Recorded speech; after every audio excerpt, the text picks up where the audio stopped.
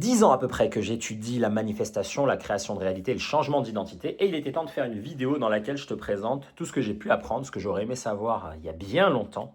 Et puis la grille de lecture que j'ai concoctée après avoir exploré tous ces domaines, en partant de la préparation mentale, de la physique quantique, des neurosciences, des lois de l'hermétisme, en mélangeant aussi clairement religion, spiritualité, et puis un peu cette idée de comment se préparer mentalement, surmonter des challenges, dépasser des paliers.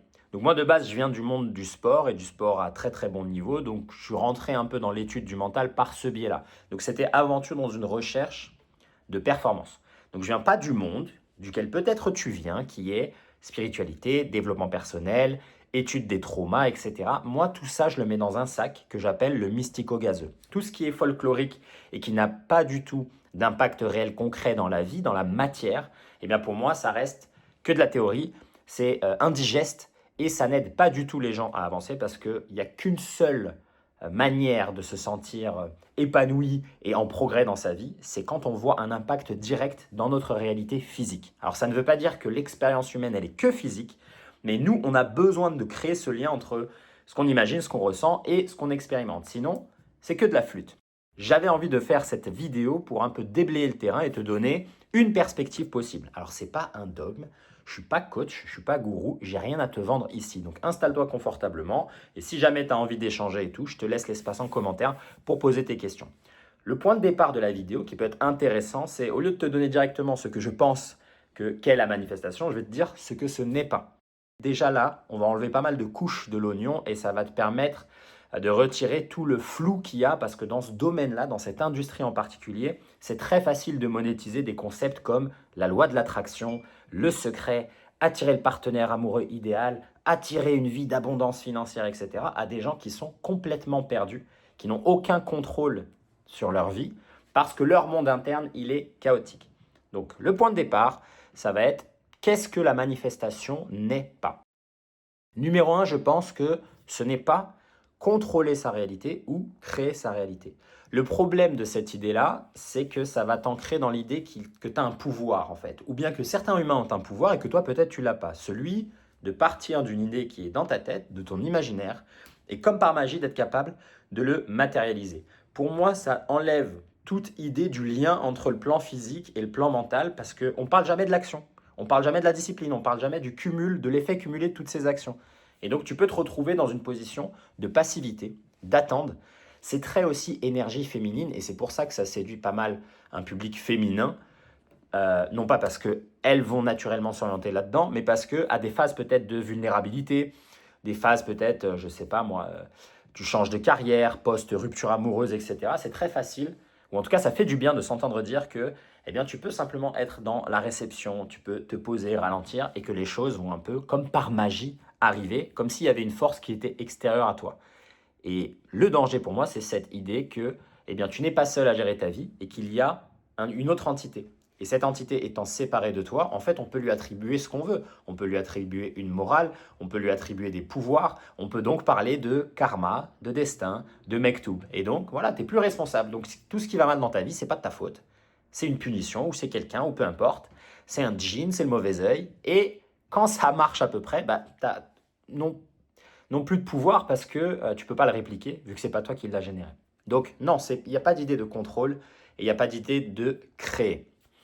Ce n'est pas non plus faire des techniques. Donc là aussi, je m'adresse à tous ceux qui ont tendance à tomber dans cet aspect un peu folklorique, tout ce qui va être cérémonie, atelier, workshop, retraite, tous les moments ponctuels où tu vas tellement sortir de ton habitude que tu vas avoir l'impression que l'intensité de l'événement que tu expérimentes va être un gage, ça va faire comme un bond en avant, alors que pas du tout. Et on le sait quand on étudie le changement, même la création d'habitudes pour n'importe quel humain, que sans la répétition et sans une certaine durée, de toute façon, il n'y a aucun changement qui est pérenne. Ne serait-ce qu'au niveau neuronal, au niveau biologique, il n'y a pas de changement dans ton corps. Donc quand tu fais tes retraites ou tes aventures ayahuasca, plantes, etc., et qu'il ne se passe rien. C'est folklorique, tu vois, c'est consommer un peu de la spiritualité, c'est pouvoir raconter des choses quand tu reviens dans ton monde normal et par défaut, mais il n'y a pas de changement durable. Donc ça aussi, on l'éloigne, c'est pas du tout ça. C'est pas non plus une notion d'attraction. Tu vois, moi je suis pas spécialement critique de la loi de l'attraction, mais je pense que la manière dont la plupart des gens l'imaginent, elle est erronée. On s'imagine, quand on entend loi de l'attraction, on s'imagine un aimant qui va attirer des choses à lui. Le problème de cette simplification, c'est qu'on oublie que le travail, il est sur l'aimant, tu vois. Parce qu'en vérité, tu es tout le temps en train d'attirer techniquement, vu que ta perception du monde, c'est le monde. Tu n'expérimentes jamais la réalité, tu expérimentes toujours ta perception du réel. Et donc, même si toi, tu veux accepter cette image que tu es un aimant et tu attires des événements, des opportunités, des rencontres, que ce soit dans le positif ou dans le négatif à toi, ok, certes, mais quel est maintenant ton pouvoir d'action sur l'aimant? De quoi est composé l'aimant et comment tu transformes ça? Et bien ça, quand tu regardes un peu ce domaine, loi de l'attraction, ou les gens qui te parlent de ces idées-là, ils n'en parlent jamais. Et donc là aussi, tu perds encore une fois cette souveraineté et tu perds l'idée que manifestation égale aussi action. L'action, elle est à prendre en compte. Et qu'il y a un élément central qui, de toute façon, est la source et est la cause de tous ces événements, rencontres, circonstances, opportunités que tu attires à toi. Et là aussi, dans cette simplification, on n'en parle jamais. Cet élément, évidemment, je vais te le donner dans la vidéo juste après. Quatrième point un peu dans ce que n'est pas la manifestation, mais c'est un corollaire à tout ce que j'ai dit précédemment. Je ne sais pas si tu l'as remarqué, tout ce que tu vois un peu sur Internet, c'est des externalisations. C'est toujours donner à des propriétés, donner du pouvoir à des éléments qui sont en dehors de toi. Que ce soit des techniques, que ce soit des méthodes, que ce soit des outils, que ce soit même des objets physiques. Les gens ils vont te parler de cristaux, de machins, de trucs un peu avec des formes géométrie sacrée, etc. Peu importe.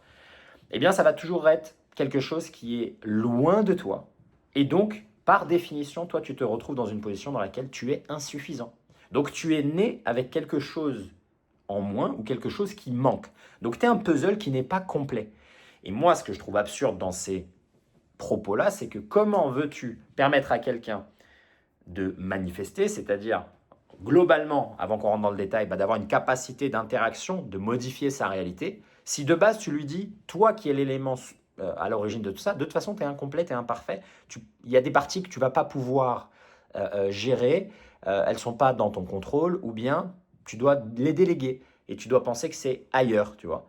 Et ça marche aussi pour tout le monde de la psychanalyse et la psychothérapie, de toujours chercher quelque chose qui est ailleurs, que ce soit un héritage, que ce soit un trauma. Et donc en fait, on va non seulement personnifier des événements, au lieu de comprendre que l'expérience que tu vis, c'est l'interprétation de ces événements. Mais ces événements, on s'en tape, tu vois. Peu importe les stimuli, c'est ta réponse à ces stimuli qui compte. Et donc là, encore une fois, c'est pas toi, c'est pas de ta faute, c'est à l'extérieur. Et donc, si c'est à l'extérieur et que tu es incomplet, tu as besoin des méthodes, tu as besoin des connaissances, tu as besoin des coachs, tu as besoin de payer des choses pour pouvoir t'en sortir, sinon tu es foutu. Et c'est une des raisons aussi pour lesquelles les gens qui consomment le plus ce genre de contenu, et peut-être que toi aussi, si tu tombes sur cette vidéo, ça te fait peut-être des années que tu dis des choses comme « je fais du travail sur moi » ou « je suis en recherche » ou « je m'intéresse au développement personnel ». Ça aussi, pour moi, c'est des signaux qui sont très clairs de personnes qui sont perdues, qui sont bloquées ou de toute façon qui vont rester dans un cycle qui ne va jamais se terminer parce que de base, ils se considèrent comme en cours de route. Donc tu peux pas avancer là-dedans.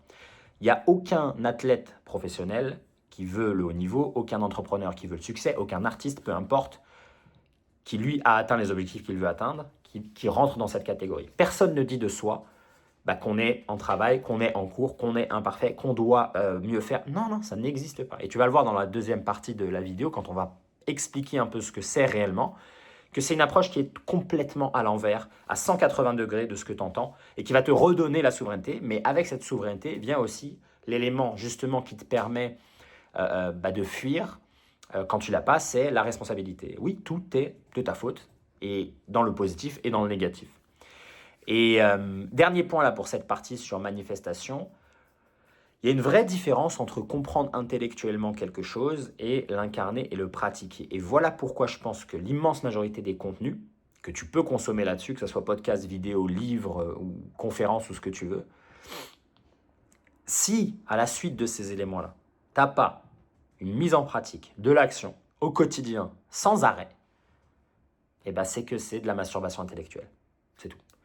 On n'a pas besoin de comprendre le manuel du jeu pour pouvoir jouer au jeu. Tu vois, si tu as déjà fait du foot dans ta vie, tu n'as jamais lu un bouquin sur le foot, les règles, quoi que ce soit, mais tu peux quand même jouer. Tu peux t'améliorer. Pareil avec le sport, tout le monde en a fait l'expérience.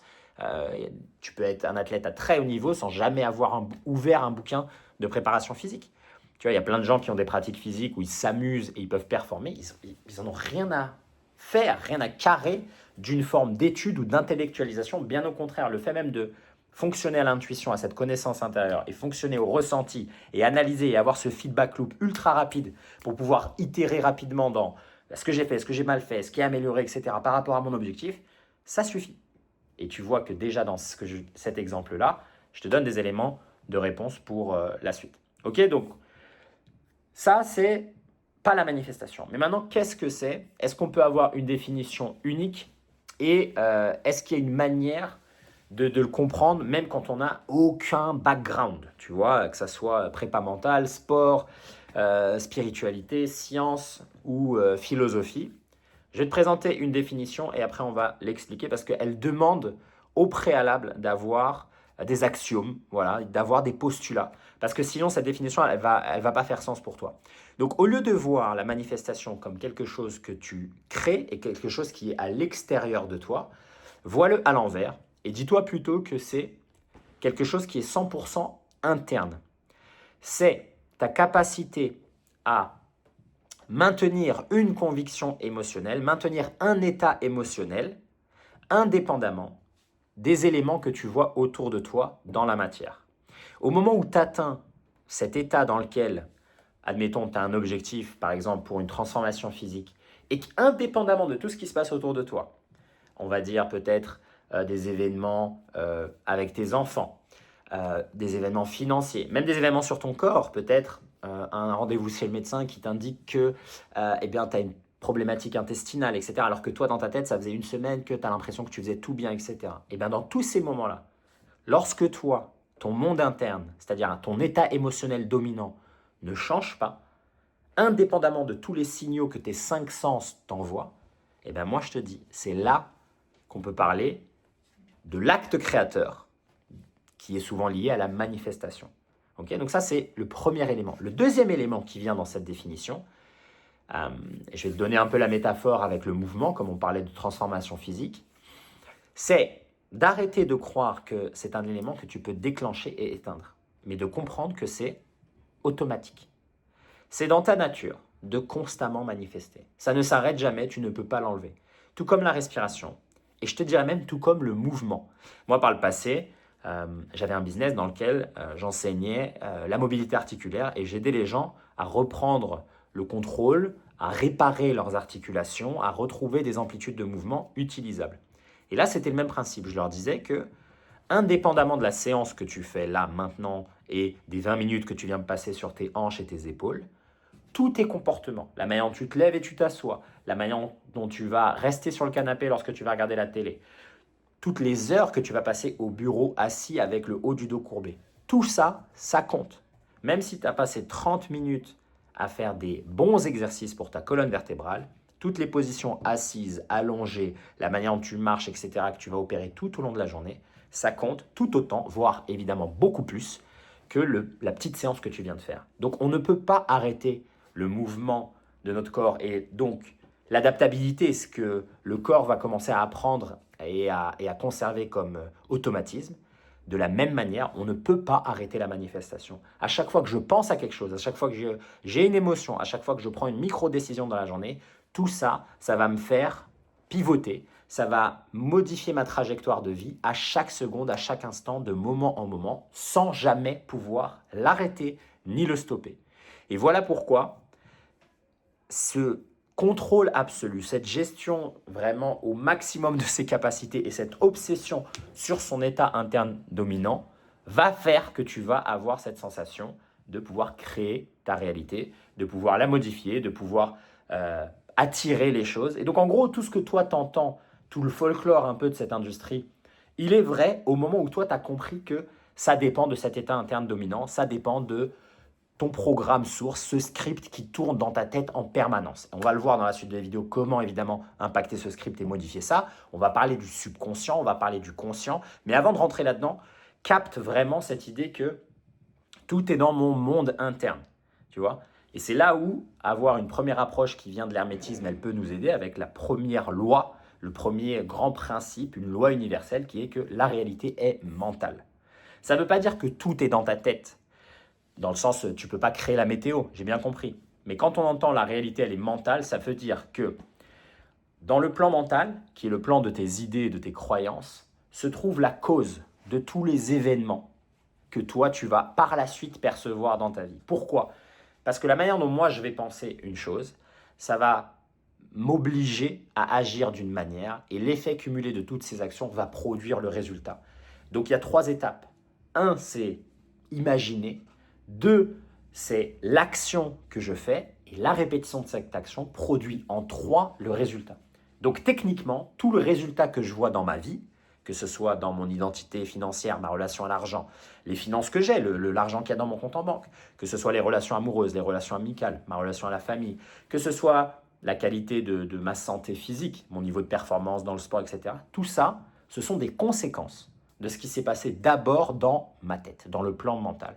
C'est ce que j'ai imaginé, c'est ce que j'ai accepté comme vrai, c'est ce que j'ai perçu de moi-même, c'est les étiquettes que je me suis données. Tu vois, quand j'ai répété pendant 10 ans ou 15 ans que j'étais TDAH, incapable de me concentrer, voilà pourquoi ça m'a éloigné d'un métier comme l'entrepreneuriat. Et donc, je me suis dit, non, moi, je n'ai pas accès à ça. J'ai du mal à me concentrer. Je ne peux pas créer du contenu sur Internet. Donc, je vais d'abord aller dans le salariat. Et voilà pourquoi 15 ans plus tard, je gagne le SMIC. Voilà. C'est d'abord mental. Il n'y a rien à l'extérieur, peu importe les habitudes, peu importe les routines, les protocoles, les techniques, dans n'importe quel domaine, même les stratégies marketing, même les protocoles d'entraînement, même toutes les diètes et les régimes alimentaires, même toutes les tactiques et techniques pour attirer un partenaire, pour converser. Indépendamment de tout ça, tant que le plan mental, lui, n'est pas cohérent avec ce que je fais, au bout d'un moment, je vais me saboter, au bout d'un moment, ça ne va pas marcher, et au bout d'un moment, je vais inévitablement retourner à ce que moi j'ai dans la tête, c'est-à-dire ce que j'accepte comme ma réalité, ce que j'accepte mériter, ce que j'accepte comme c'est tout ce que je peux espérer dans cette vie et jamais plus, etc., etc., etc.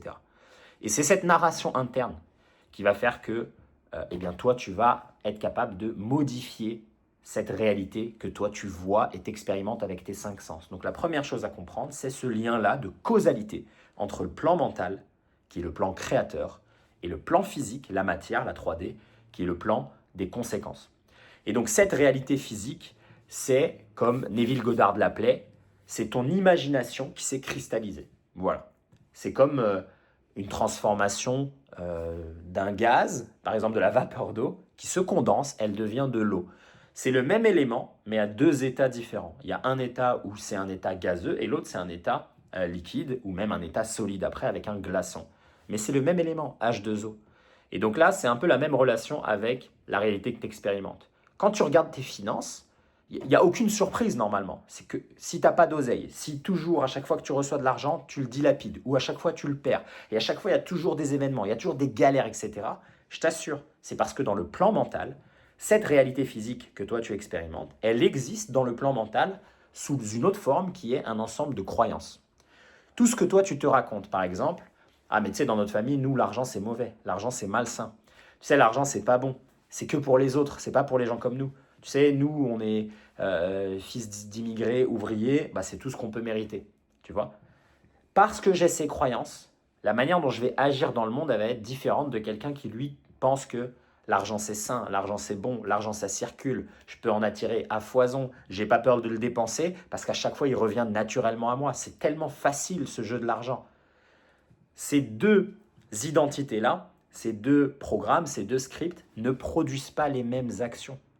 Et ce sont ces actions qui produisent les résultats. Même lorsque, d'apparence, tu as l'impression que ce sont des choses sur lesquelles tu n'as pas le contrôle. Par exemple, ah mais là, moi, qu'est-ce que j'y peux? Là, j'ai reçu mon salaire, j'ai gagné 2000 euros, mais là, regarde, pile à ce moment-là, boum, ma voiture tombe en panne. Là, j'y peux rien, c'est pas moi, c'est le mec tout. Et moi, je te dis que si tu pouvais remonter la cause de la cause de la cause, tu verrais qu'à un moment, il y a des actions que tu as prises qui t'ont amené dans cette situation. Ça ne veut pas dire que les événements extérieurs à toi, tu en as un contrôle absolu. Évidemment, je sais pas moi, tu as un enfant qui tombe malade, tu as un handicap, etc. Non, tu n'as pas le contrôle là-dessus.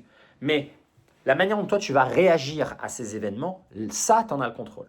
C'est ça qui va faire que tu vas pouvoir recycler ces choses-là. C'est ça qui va faire que tu vas pouvoir arrêter d'expérimenter la même chose. Mais lorsque toi, tu as constamment des galères, c'est que tu es constamment dans cet état du manque, de la peur, de la souffrance, de la fatalité, du cynisme, qui fait que sans t'en rendre compte, tu es attiré par ce genre de contenu, tu vas parler à ces personnes et pas à ces personnes, tu vas prendre ces décisions comme mettre de côté et avoir peur de dépenser, alors que ce truc-là, il t'aurait fait plaisir et ça se trouve, ça aurait pu déclencher le fait que tu montes en compétence et donc tu puisses demander une promotion ou peu importe. Toi, tu ne le vois pas, mais toutes ces micro-décisions que tu prends depuis cet état émotionnel dominant interne, depuis cette narration interne, c'est ça qui produit inévitablement ces événements, ces opportunités, ces expériences. Donc, ce n'est pas une histoire de mérite ou c'est pas moral. Donc, quand on dit on a la vie qu'on mérite, c'est vrai, mais c'est pas un jugement moral, c'est pas pour se sentir triste et c'est pas une excuse pour quoi que ce soit. Et ça ne vient pas expliquer pourquoi eh bien, ton enfant lui est tombé malade ou pourquoi toi tu as eu cet handicap. Ça n'a rien à voir avec ça. Ça a à voir la manière dont moi je réponds à toutes ces choses-là va indiquer la suite de ma vie, la trajectoire de ma vie, mais pas mon passé. Et donc, ça aussi c'est très important de le comprendre, c'est que la réalité physique, c'est la conséquence, c'est pas la cause. Donc, quand toi, tu essayes de justifier ce qui est déjà arrivé dans ton passé, ça n'a pas de sens. Là, ce dont on parle, c'est le mécanisme, la mécanique de l'univers. Comment moi, je joue à ce jeu-là. Et je peux jouer que vers l'avant. Je ne peux pas jouer vers l'arrière. Donc, même si, pendant 15 ans, j'ai toujours pensé de moi que j'étais un fumeur aguerri, à partir de maintenant, si je décide de changer ça, là, de maintenant jusqu'à l'avenir, je peux ne plus jamais fumer de cigarette. Mais ça ne va pas me donner une explication sur ce qui s'est passé. Ce qui s'est passé, ça s'est passé. Et moi, j'ai décidé de changer. Et là, maintenant, j'ai une nouvelle réalité. Et voilà le jeu. Voilà comment on réfléchit. Mais on n'est pas là pour dire, oui, mais alors si tout est mental et s'il y a une correspondance entre le monde interne et le monde extérieur, alors comment j'explique les guerres dans le monde? C'est pas ça, le jeu de la réalité. Là, vous confondez des choses que sont, j'observe des conséquences et j'essaye d'y inférer, je projette dessus un jugement moral. Mais là, il n'y a pas de morale dans l'univers. L'univers, il n'est pas moral. Il n'y a pas de bon ou de mauvais. Il n'y a pas de juste ou de injuste. Il n'y a qu'une mécanique, il n'y a qu'une mathématique de l'univers. Et cette mathématique, elle commence par comprendre que la réalité mentale, et la deuxième chose que j'ai évidemment déjà partagée, de comprendre qu'il y a une correspondance, il y a un miroir entre le monde interne et le monde externe. Je ne peux jamais expérimenter dans le monde quelque chose qui n'est pas à l'identique ce que j'ai à l'intérieur. C'est-à-dire que je ne pourrais pas expérimenter la pauvreté si moi, à l'intérieur, je me sens riche, je pense que je suis riche, je pense que la vie, elle est facile et que je suis dans l'abondance financière. Je ne peux pas expérimenter des relations toxiques si à l'intérieur, je suis plein d'amour pour moi et que tout va bien, parce que avec cet état émotionnel interne, la manière dont je vais percevoir le monde, elle va être différente de quelqu'un qui pense de lui qu'il n'est pas suffisant, qu'il ne mérite pas l'amour, que c'est quelque chose de difficile, que ça n'arrive qu'aux autres, etc., etc. Vu que c'est cette paire de lunettes à travers laquelle moi je regarde le monde qui va me faire accepter des choses, qui va me faire tolérer des choses, qui va me faire rentrer dans des compromis ou non. Donc lorsque moi je pense de moi-même que je mérite un amour plein, une relation incroyable, de soutien, d'aventure, etc., à la première discussion avec cette personne qui me montre un tout petit signal, je vais direct dire non. Parce que mon standard est élevé, parce que j'ai cet amour pour moi et parce que je pense que je mérite. Tu vois? Et je suis à l'aise avec ça. À l'inverse, si moi j'opère depuis le manque en me disant ouais, peut-être ça n'arrivera pas, peut-être que c'est normal, tu sais, c'est le maximum que je peux mériter, je suis prêt à tolérer ça, et voilà la relation que tu vas avoir. Tu ne pourrais pas avoir une vie en excellente santé physique ou en performance absolue comme un athlète, alors que toi tu penses de toi-même que tu ne mérites pas. Tu vois, ça n'aurait pas de sens. Il n'y a aucune personne qui a la vie qu'elle veut vivre ne l'a par hasard. Ça n'existe pas. La vie ne nous tombe pas dessus. On est intriqué avec le réel et on est mélangé, on est dedans. Et là, c'est le deuxième élément après l'hermétisme, ça va être un peu les sciences, la physique quantique, qui dit que l'observateur impacte ce qui est observé. Donc toi, tu ne peux pas t'échapper en fait de la vie. Tu ne peux pas l'observer sur le côté. Non, ce que tu observes, l'émotion que tu y associes, la pensée que tu nourris et que tu répètes pendant des années, ça impacte le monde autour de toi, constamment. Ça impacte tes relations, ça impacte ta relation à l'argent, ça impacte ta santé physique, ça impacte tous les choix que tu fais et donc les personnes que tu attires, les personnes que tu laisses dans ta vie, les personnes que tu dégages, les choix que tu fais au niveau des carrières, les compétences que tu décides d'apprendre ou non. Tout ça, c'est impacté par le plan mental. Et à l'extérieur, tu vois un reflet identique de qui tu es, dans tous les domaines. Là, l'argent qu'il y a sur ton compte en banque et la manière dont l'argent circule dans ta vie, c'est exactement qui tu es. C'est tout. Si tu n'en as jamais et tu n'en as jamais assez, tu es un pauvre. C'est tout. On va voir par la suite comment changer. Mais déjà, l'état des lieux, il faut qu'il soit clair. Il n'y a pas d'autre force. Il n'y a pas d'ennemi. Il n'y a pas de mauvais œil. Il n'y a rien à l'extérieur. Pareil avec les relations. Si tu as 5 relations dans les 15 dernières années et qu'à chaque fois elles se terminent de la même manière, c'est toi. Tu crées ça parce que tu tolères ça. Et donc, c'est ce que tu acceptes. Et donc, c'est ce que tu vois dans le monde. Voilà pourquoi tu as des conclusions comme « Ah bah, tous les hommes sont comme ça ». Mais non, c'est toi qui vois ça. Parce que toi, tu penses ça de toi et tu penses que c'est ce que tu mérites. Tu es donc présenté à l'identique que ça. Et c'est pour ça qu'il faut accepter que Dieu, Allah, l'univers, la source, la conscience universelle, peu importe comment tu veux l'appeler, n'est pas moral. Il n'est pas là pour récompenser les gentils et punir les méchants. Non. Les méchants comme les gentils, ça c'est nous, les humains, on discute et on échange là-dessus. Et c'est nos jugements moraux. Ce qu'on peut observer, c'est la personne a-t-elle la réalité qu'elle a choisie ou non? Et ceux qui ont la réalité qu'ils choisissent, c'est parce qu'ils ont accepté cette idée-là.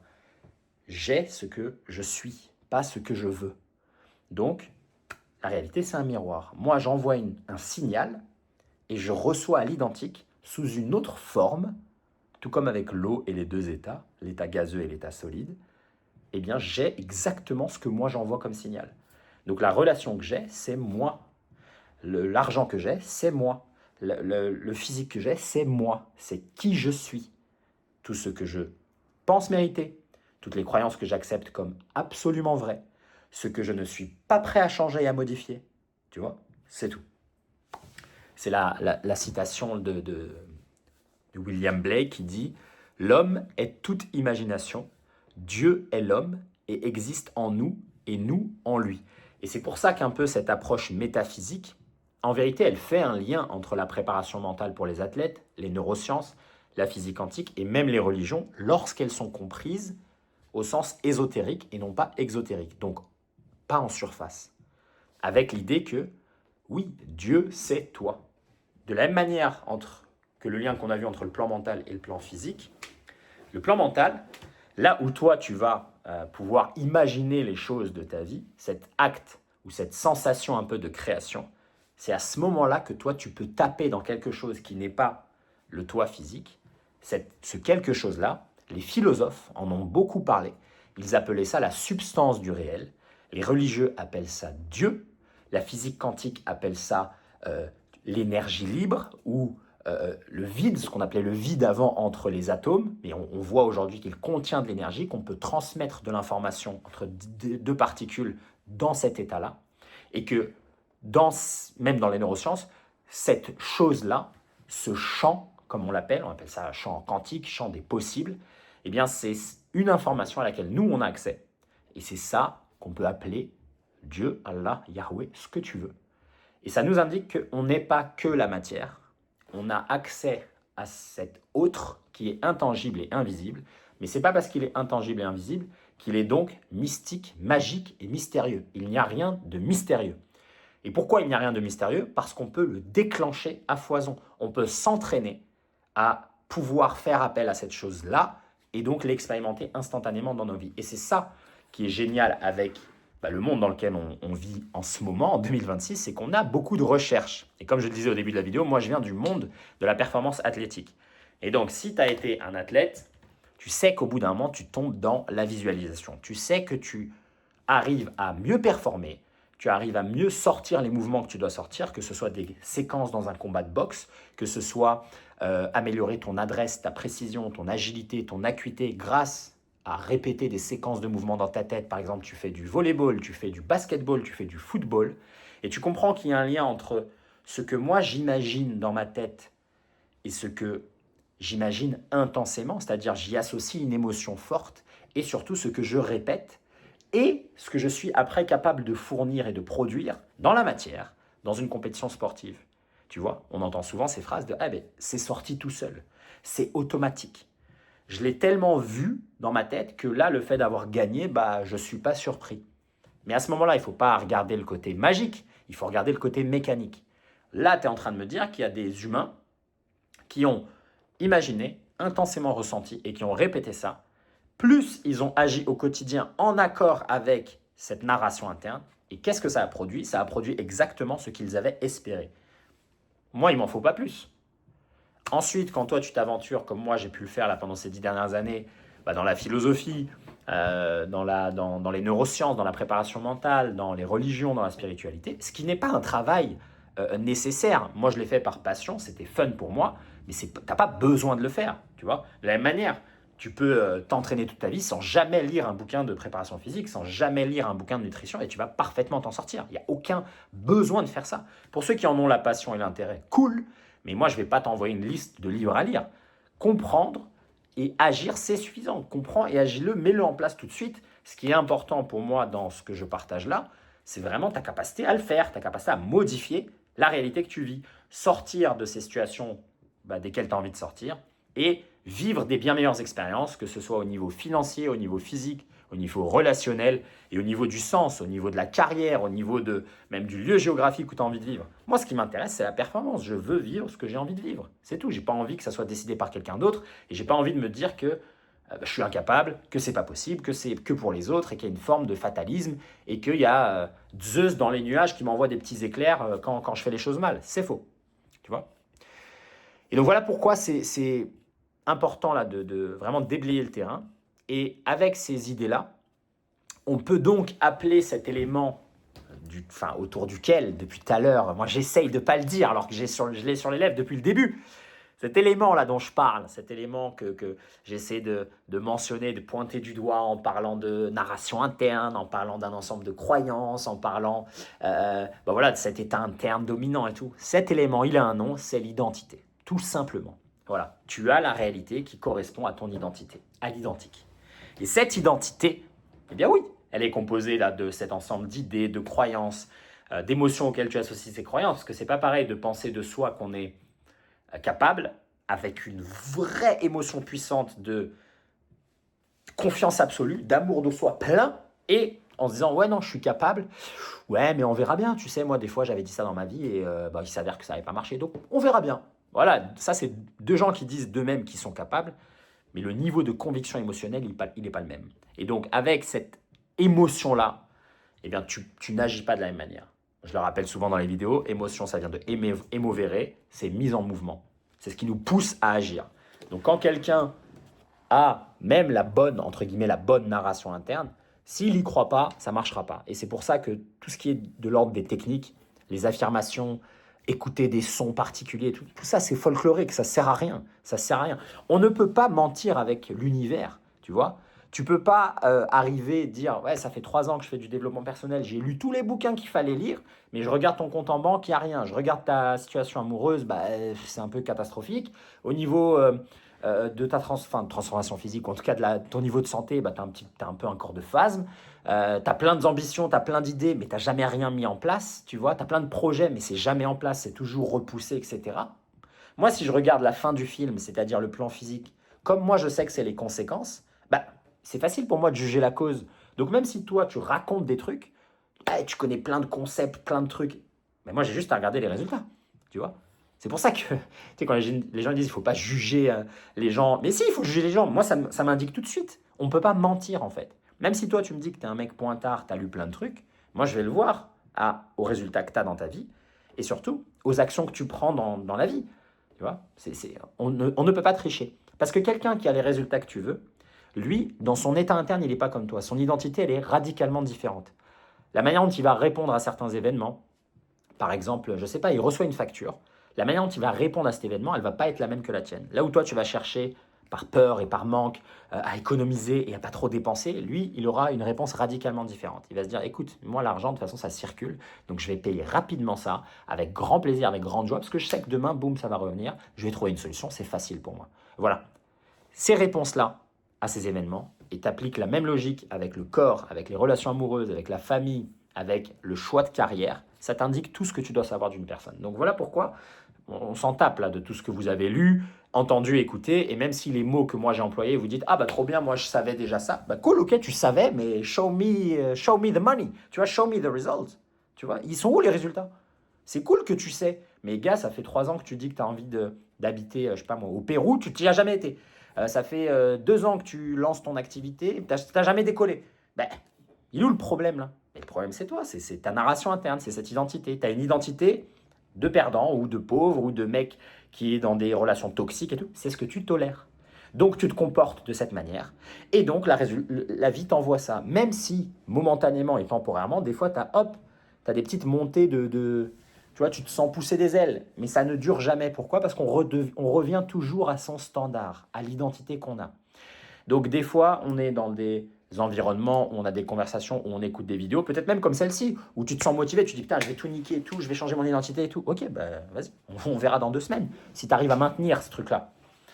Et c'est là où, au niveau, j'allais dire philosophique, mais ce avec quoi moi j'aime bien jouer dans ma tête, c'est essayer de développer au maximum cette forme de détachement. Alors attention, parce que là, il y en a, ils vont arriver avec leur concept de détachement vaseux, du dev perso et du mystico-gazeux. Je ne parle pas de ça. Écoutez-moi jusqu'au bout. C'est l'idée de se dire, indépendamment, moi, de ce que j'observe, de ce que j'expérimente aujourd'hui, ça peut être même le manque, ça peut être même la douleur, la blessure, même le deuil, peu importe. Indépendamment de ça, moi, je ne me dis jamais que c'est bon, que c'est mauvais. Je ne dis rien du tout, je m'en tape. Je me concentre que sur l'état interne. Et c'est en ce sens qu'on peut dire que c'est une forme de détachement. Mais je ne suis pas détaché de l'objectif. Moi, je veux des choses et j'assume que je veux ces choses-là. Mais le comment, le quoi faire, de quelle manière ça va arriver, ça, je m'en tape. C'est pas important. C'est pas important. Ce qui est important, c'est où j'ai envie d'aller. C'est les coordonnées GPS qui sont importantes. C'est pas le trajet entre maintenant et la destination.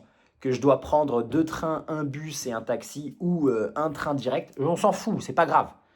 Ce qui m'intéresse, c'est d'arriver là, d'avoir ce corps-là, d'avoir cette relation-là, de vivre dans ce pays-là, etc. Et c'est ça qui est important. Et donc,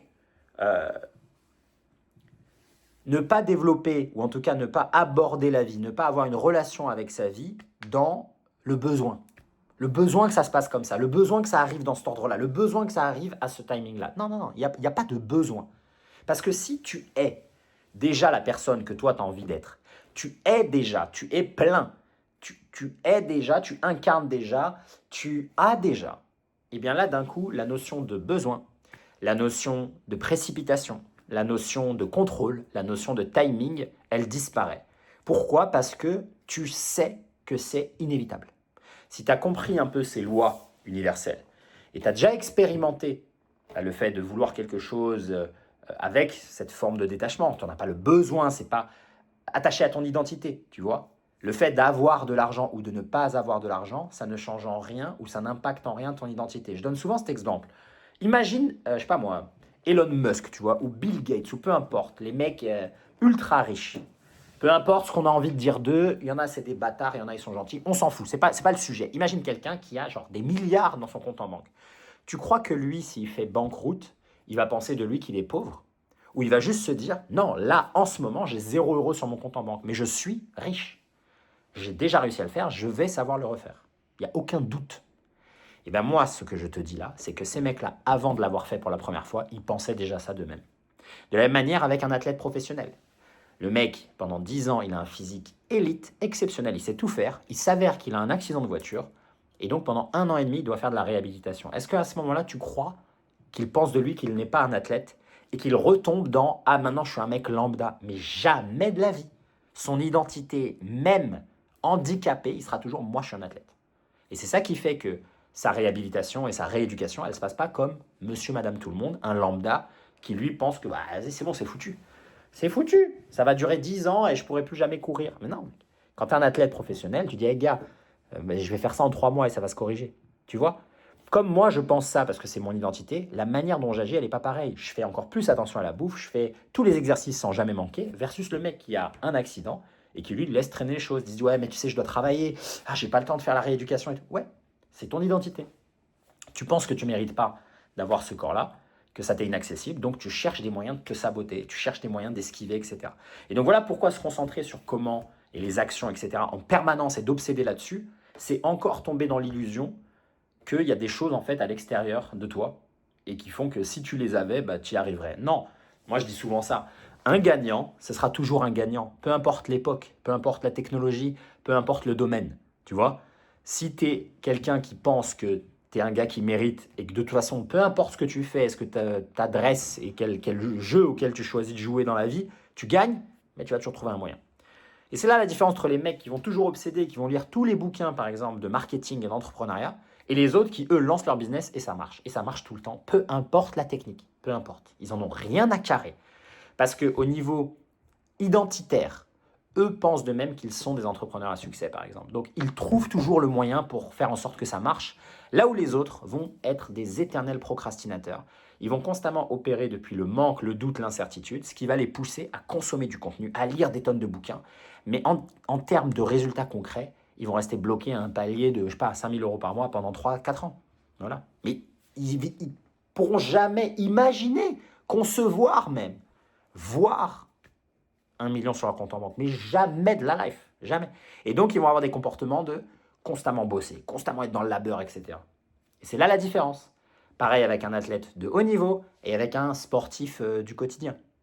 Vous n'avez pas le même niveau parce que vous n'avez pas la même identité. Pareil avec quelqu'un qui est en shape et pareil avec un obèse. Pareil avec un fumeur et un non-fumeur. On n'a pas la même identité. Tu vois, donc, on n'a pas la même réalité. Et c'est ça qui rend aussi la conversation aussi difficile avec des gens qui n'ont pas, et c'est pour ça qu'on le dit souvent, on n'est pas sur la même longueur d'onde.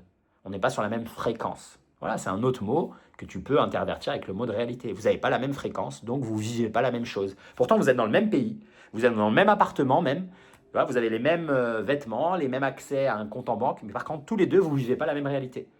Pour l'un, ça va être inconcevable de prendre l'avion et d'aller 3 mois à l'étranger. Inconcevable. Et pour toi, ça va être, c'est tellement normal. C'est banal. Et je sais que tout va bien se passer. Et je sais que je vais trouver du boulot. Et je sais que je vais apprendre la langue. Et aucun souci. Vous n'avez pas la même identité. Donc, votre paire de lunettes n'est pas la même sur le monde. Donc, techniquement, tu ne peux jamais débattre avec quelqu'un qui n'est pas sur la même longueur d'onde. Donc, quelqu'un qui n'est pas sur la même fréquence. Donc, quelqu'un qui n'a pas la même identité. Un pauvre ne pourra jamais discuter avec un riche parce que leur relation à l'abondance financière, elle n'est pas la même. Le pauvre va toujours voir le manque, l'injustice, le fait qu'il y ait des gens qui le dominent et le fait qu'il y a tellement d'éléments extérieurs qui font qu'il a la situation dans laquelle il est. Le riche, même si tu lui dis que ce mec-là, il est né pauvre dans la même famille que toi, avec les mêmes conditions, il va constamment trouver une excuse pour dire « Ouais, mais lui, c'est pas pareil. Ouais, mais lui, il a pas le... Non, lui, il va te dire « Écoute, mec, c'est la manière dont tu vois les choses. Ce que toi, tu acceptes comme absolument vrai, moi, je ne l'accepte pas. Donc, on n'a pas les mêmes instructions dans notre système d'exploitation. Et comme c'est le système d'exploitation qui lance les applications et qui lance tout le logiciel, eh bien, on ne vit pas la même réalité. Tu comprends?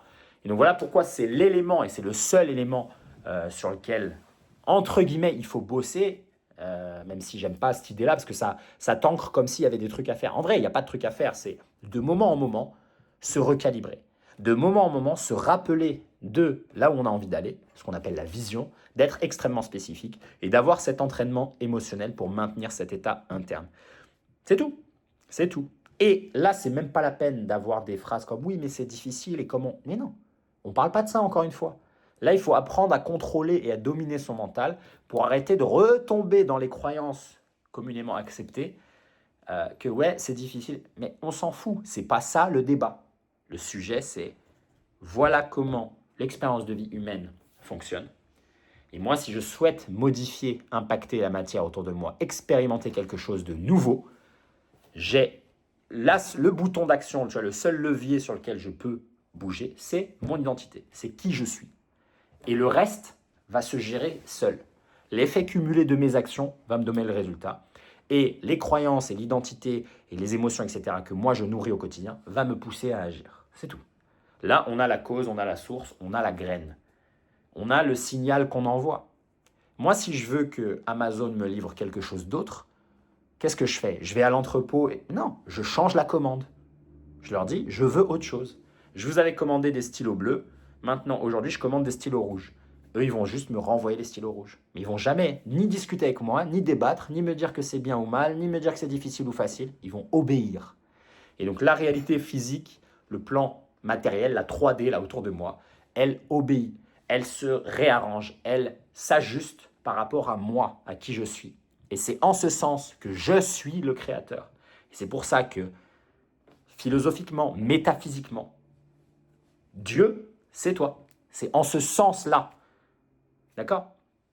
Donc, on aurait pu rentrer dans d'autres explications. On aurait pu voir le système nerveux, le subconscient, etc. Je vous laisse là en commentaire sous cette vidéo m'indiquer si ça vous intéresse que je rentre plus en détail sur cette idée-là, notamment sur la partie physiologique.